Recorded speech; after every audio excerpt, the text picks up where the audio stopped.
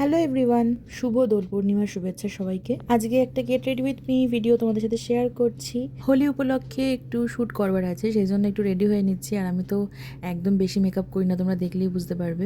আমি যেটা দিয়েছি ফার্স্টে হচ্ছে টনিমলির যে টোনারটা রয়েছে সেটা আমি ইউজ করেছি। এটা আমি না এখন রোজই ইউজ করছি দুবার করে। খুব ভালো, মানে স্কিনটা প্রচণ্ড গ্লো করে, দেখতেই পাচ্ছ। তো এরপরে আমি ময়শ্চারাইজার একটা ইউজ করে নিয়েছি, যেটা নিভিয়া সফট।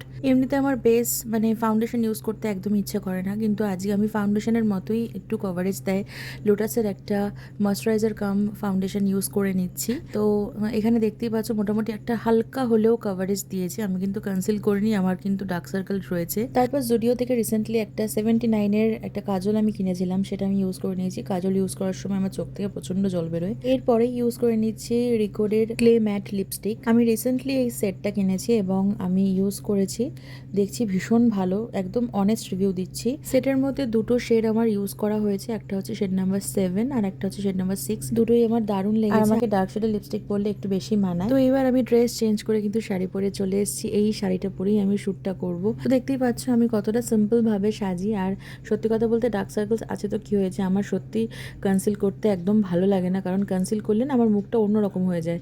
বেশি সাজলে আমার ফেসে মানায় না, আমি এটা খেয়াল করে দেখেছি। তো এই জন্যই আমি একদম যতটা পারি সিম্পল বেসিকটুকু করার চেষ্টা করি। আর আজকে একটা টিপ না পড়লেই নয়, আজকে আমি কিন্তু একটা জিনিস খেয়াল করো, আমি কিন্তু চশমা পরিনি। তো যথারীতি কানে একটা হালকা ঝুমকো দিয়েছি, আর গলায় আমার চেন, এটা সবসময় ইউজ করি, সেটাই পরেছি।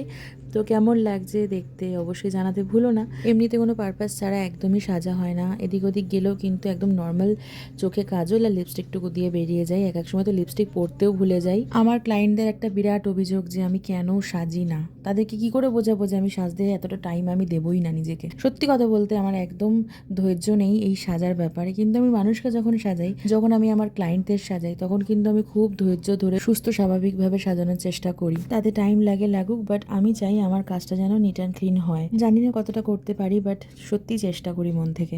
তো চলো সবাই ভালোভাবে দোল পূর্ণিমা কাটিও এবং সেফলি রং খেলার চেষ্টা করো, এবং পশু পাখিরা যেন কোনোভাবে হার্ম না হয় সেটা চেষ্টা করো। টাটা, সবাই ভালো থেকো।